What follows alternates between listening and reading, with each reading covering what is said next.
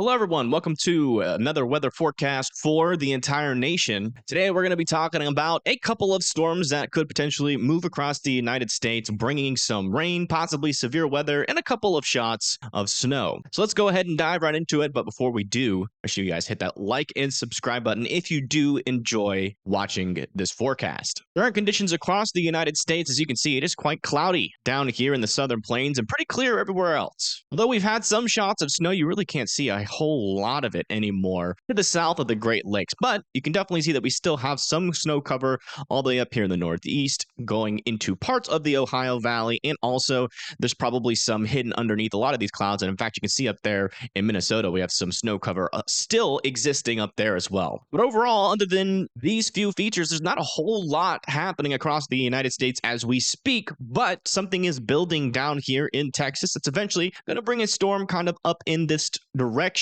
and that's going to be bringing quite the weather pattern change. So we're going to be going over that and more in today's video, so let's go ahead and get right into it. All right, we're looking at the GFS right now, and as you can see, there's still a little bit of snow hanging on out there up in the northeast and the Great Lakes. You can see that we're generally getting a little bit more precipitation, a little bit more rain kind of build up over here in the southern plains. As I push this forward in time, you can see that that rain continues to build down there in Texas. We're also going to have another little system kind of pull up here into the Pacific Northwest, bringing some more wind, rain, and snow for the higher elevations as we go into the 7th around 6 p.m. This might start a little bit earlier than that. A little tiny clipper system could come through again over there near New York, and that's eventually going to kind of move through the northeast, bringing a little bit more snow up there. And then maybe on the backside of that, we could see some lake effect snow. But then you can see that there's a couple of features here. We got a little bit of a low pressure system down here and a little bit of a low pressure system up there on the Canadian-United States border. And these are going to kind of dance with each other or merge in a sense. But most of the models right now are saying that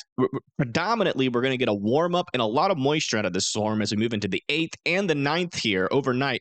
And we can have a pretty large area of some rain and thunderstorms being possible with the potential of maybe some severe weather down here, but it's pretty marginal chance for that. So we're not really expecting anything too dangerous out of this little batch of moisture that comes in with this next storm. And as you can see pretty clearly here, the freezing line is pretty far north, so we're definitely looking at quite the thaw that is coming for the Ohio Valley, parts of the Great Lakes, and then also pushing up into the northeast as we go later into the 9th. You can see that maybe a little bit of snow up there near New York going up into Maine, but it's mostly just rain.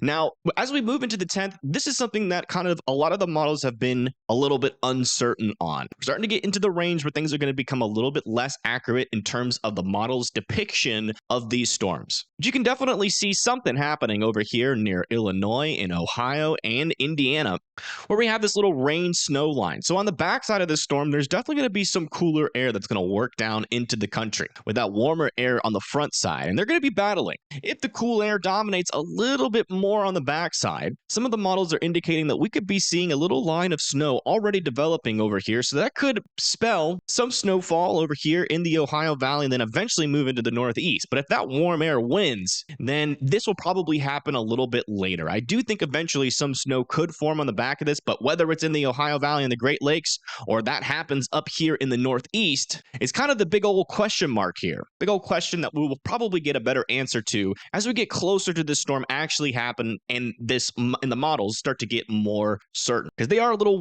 wishy-washy. You know, I look at all the different models before I come on these forecasts, and we really don't have too much consistency on this little band just yet. But let's kind of zoom into this area just for a moment, kind of push this forward even more. You can see a lot of this snow that forms on this model pushes up into Canada and not really hangs around too much according to the GFS. But eventually you can see on the backside, the GFS is more bullish on the scenario of this storm starting to produce more snow on the backside as it moves up into the northeast. Now, again, we have some models that have it start back here, but the general consensus, we do have a decent amount of agreement of at least some snow falling on the backside of this storm. And this is going to be around the 10th and 11th here, early morning on the 10th, 10th, moving into late night on the 11th.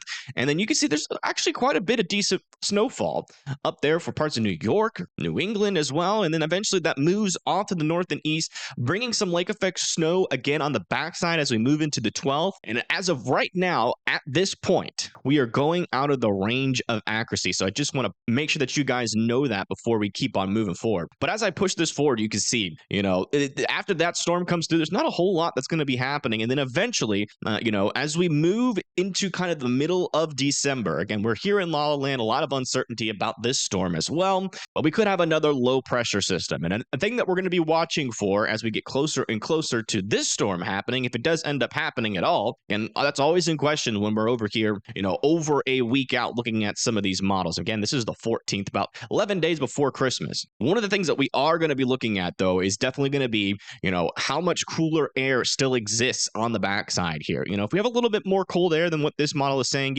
yeah, we could potentially get some snow up here, but it's just pure speculation. But it does seem like another area of some warmer weather is definitely going to be possible as that pushes up to the north. So it looks like, we're kind of in this pattern here for a December thaw with some thunderstorms and potentially some severe weather, and wouldn't rule out maybe a couple of tornadoes with some of these storms. But, again, it's going to be on the very low end and conditional risk. And then, potentially also noticing a little bit of another system coming in here to the Pacific Northwest, potentially bringing a little bit more wind and rain. I wouldn't say that's a bomb cyclone by any means, but it does seem like a strengthening cyclone as it comes into the Pacific Northwest, which would bring some wind and some rain and a lot of snow for the upper elevations. Yeah, that's kind of what we're looking at here, at least in terms of the general pattern. It does seem like we're going to get quite the flip-flop, for the past couple of days, almost a week now, we've been having just this. Seems like the door has been open over here in Canada. It was closed for a while, but then somebody in Canada opened the door, and then it's just been letting all this cold air into the United States. I know down here in the southeast, it's miserable. It was like 70, 80 degrees before we got this cool down. So it was quite the drastic change. My body has not adapted yet. I keep going outside with what I think is enough layers, and it's not.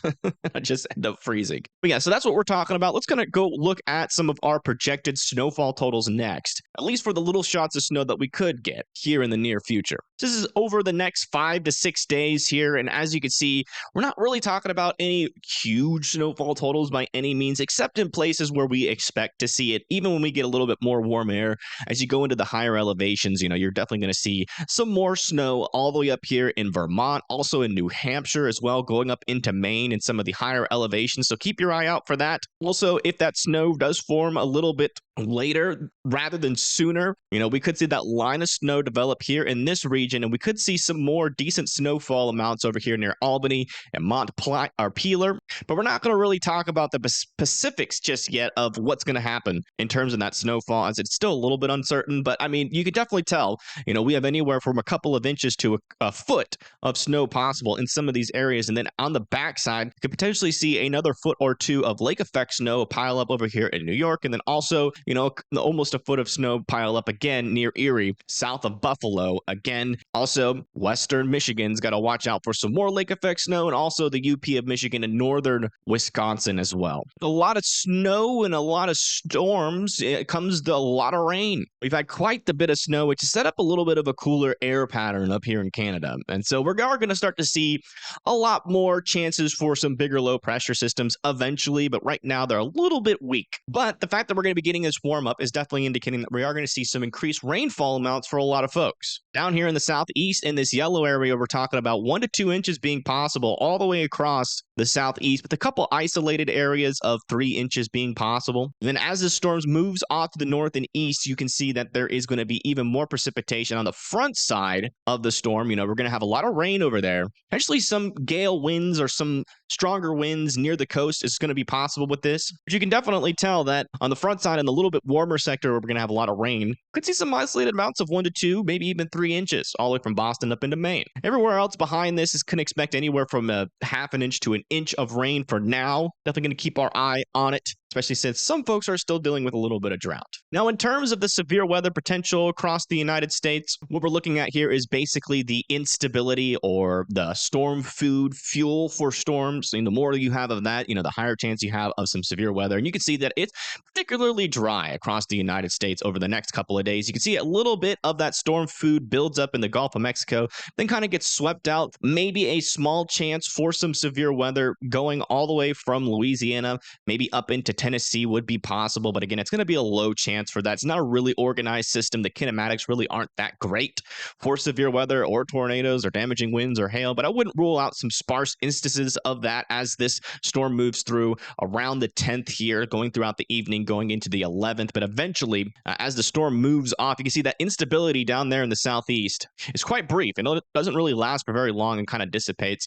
Maybe still a little chance for severe weather along the east coast here near South Carolina, North Carolina, and Georgia. Maybe a little bit of something over there in Florida. Most likely thunderstorms, though, because that's pretty well removed from the low pressure system itself, but wouldn't rule out something happening down there. But I really do believe the biggest thing people are going to be noticing with this next upcoming weather pattern is going to be the warmth that's going to start to seep back in.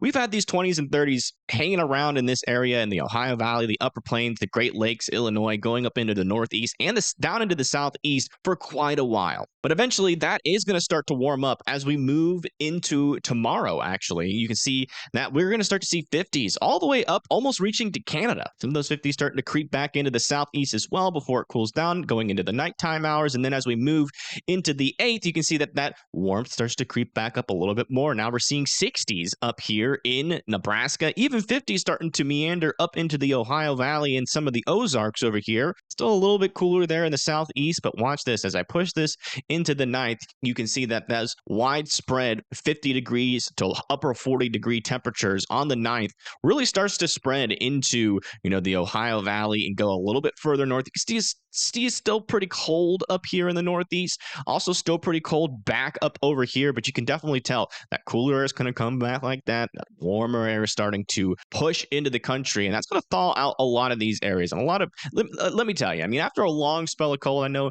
we have some cold fans and some snow fans out there, but after a long spell of cold, it's always nice to get a little shot of warm weather. But it does seem like after this little storm comes through, we're going to see a lot cooler temperatures start to push back into this region as we move into the 11th. So this warm up is going to be pretty brief, unfortunately, and I'm really not looking forward to another shot of cold down here in the Southeast, and even more cold coming up there into the Ohio Valley as well. And that's going to stick around for a little bit, but eventually we should get another warm up after that. I think December, at least the early portion of December, is going to be probably more anomalously warm than it is going to be anomalously cold. But all right, everyone, that's going to be it for me. A little bit of a shorter forecast. It's just really not too much to talk about, but I do appreciate you guys coming in and giving me a little bit of support. So you guys are awesome. Again, if you haven't already, just make sure you hit that like and subscribe button if you did enjoy this forecast, and I will see you guys on the next video.